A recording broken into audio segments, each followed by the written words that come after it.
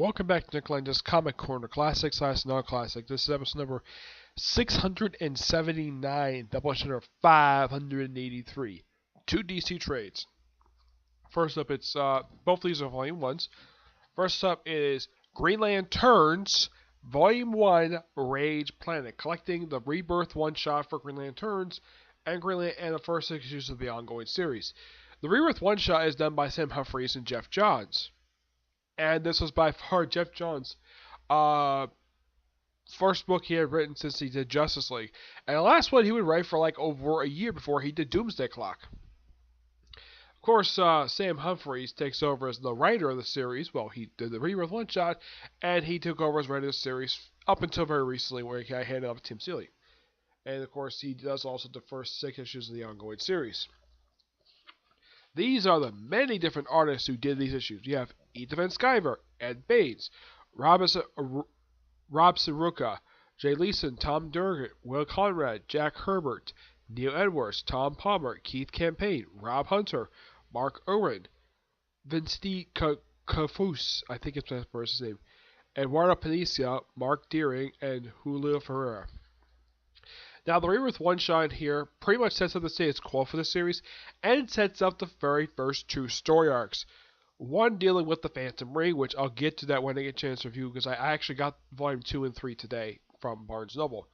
And the other one deals with the storyline of this arc, featuring the return of the Red Lanterns, first time since the end of their ongoing series. So at this point, when these issues came out, it's been like a year since the Red Lanterns have popped up in a comic book. And apparently, there was this thing called the Hell Tower, and they wanted to fulfill some kind of big prophecy.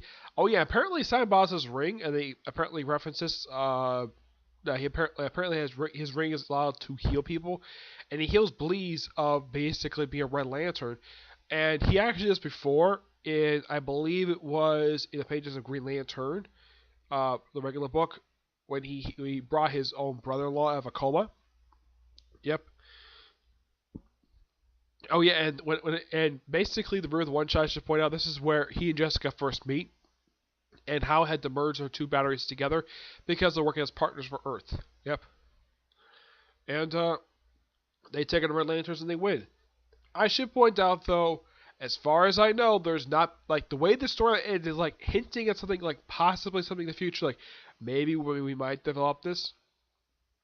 But nope, Sam Humphries left the book before he bothered doing anything with this thing. He did, however, follow up with the Phantom Ring, which I'll get to that when I get a chance to review that trade. But great start for this thing. I love the whole thing with Red Lanterns. But I don't know if it's just by sheer coincidence, him and Venditti started off with having the Green Lanterns fight another Corps in their very first arc. And now during Green Lantern Corps, they fought the Sinestro Corps. Here, it's the Red Lanterns. Which I think that was just by sheer coincidence that it just happened to be that way.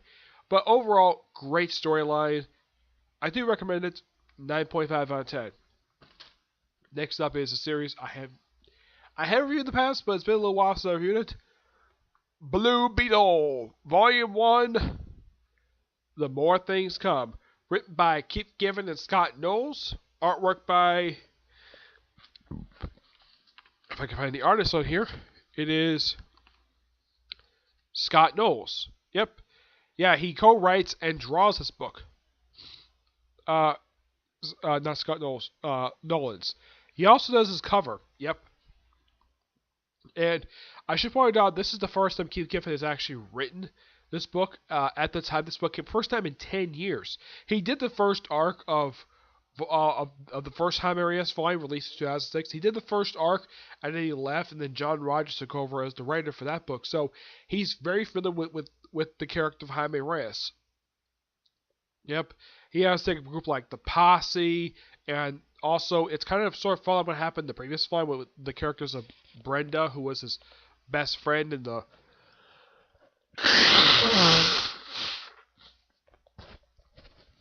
previous 2 volumes, and Paco.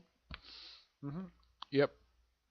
The Posse, I'm not surprised they show up in here because, well, they've been associated with the Blue Beetle book before, so not much surprising there.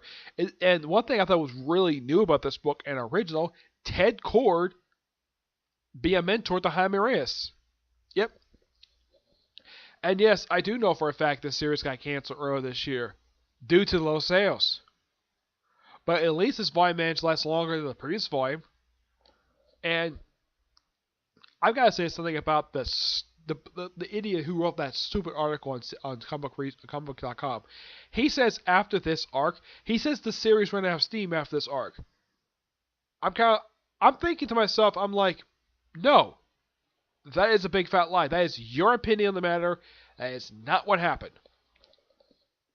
Yeah, and also the stuff with Dr. Fate that is sort of explored in the second arc of this particular series. Well, this run anyways, though Keith Giffen himself leaves after 12 issues. Though Jay and the Mighty takes over as the co-writer with the second arc. Which is great, because these two love working together. Though Keith Giffen is not going to work at DC because he's working at Screwy Apocalypse. With Jay and the Mightiest. Yep. But yeah, this was a great start for a refresh of Blue Beetle. Yeah, this is also the first Blue Beetle volume published in 3 years. Yeah, because what did Blue Beetle do between the previous volume and this one? Well, let's see. He popped up in Threshold, and then he popped up in a cameo in Convergence.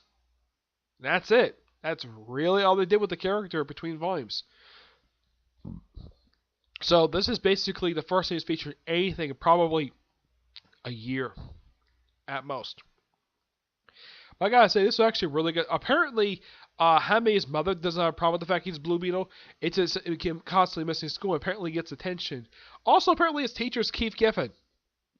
Weird.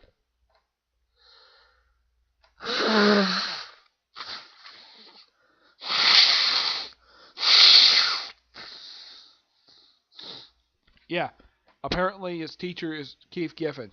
I think it's a nod to the writer himself. But yeah, I even love his redesigned look. I mean, yeah, it's a bit lighter of a color because people think of the Heimer's Beetle is like very like some of the coloring that they give for him, where it's more of a lighter color, and it's got a slight redesign, but keeps the classic style look that he's known for having.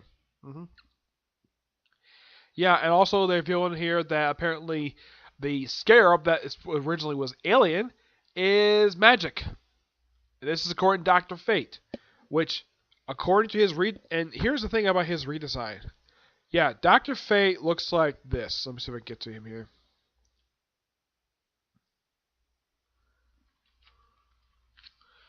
Let's see. They don't give a good showing here. Also, Brenda's aunt pops up in here as well because in the previous volume, from what I've heard, she got sent to third dimension.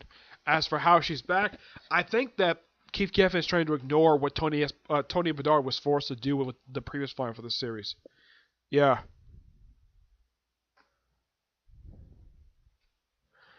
That's not a good pitch. That's past version of him.